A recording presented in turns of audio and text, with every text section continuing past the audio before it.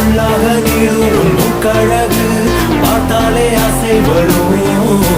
வெள்ளாவி போலுள்ள மேலழகு